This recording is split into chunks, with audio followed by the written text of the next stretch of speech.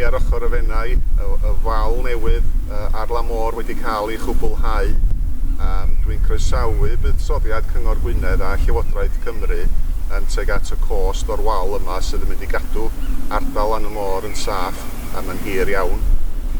Dwi'n falch o'r gwaith o gysylltu efo'r gymuned sydd wedi yn rhan o'r gwaith o'r dechrau cyntaf, a mae'n adlewyrchu, dwi'n meddwl, y gwaith a'r gorffeniad i'r wal ddigwydd bod lle.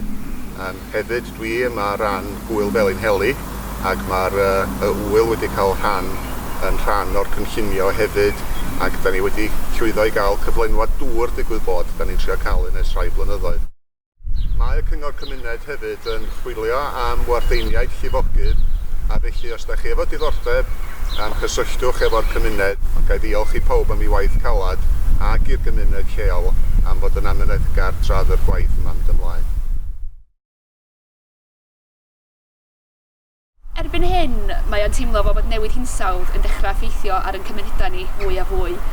Da ni'n gweld stormydd mwy eithafol, mae tystiolaeth yn dangos yn gryf bod lefelau môr yn codi, ac fel cyngor da ni'n trio blaenoriaethu prosiectau drio cadw'n trigolion a'i cymunedau yn saff. Mae gennym ni waith wedi digwydd yn barod yn Borthygest, yn Llanberis a'r cynllun yma yn Felinheli sydd newydd gael ei gwblhau. Ac yn y dyfodol, mae gennym ni brosiectau mawr ar y gweill i drio amddiffyn Bangor a Bermo a nifer o gymunedau eraill.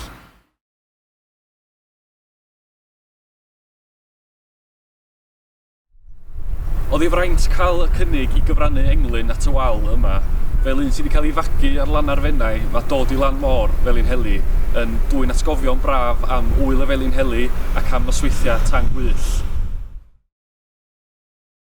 Mae'r Felinheli'n sŵn hwyliau'n taro ger y tir, a lleisiau swnllyd y byd lond y baen galw'n henw o'r tonau. Oedd hi'n gret gallu sgwennu geiriau oedd yn cyd-fynd â darna o gelf oedd wedi cael ei gwneud gan blant ysgol y Felin ac ar y cyd ar artist Eleri Jones.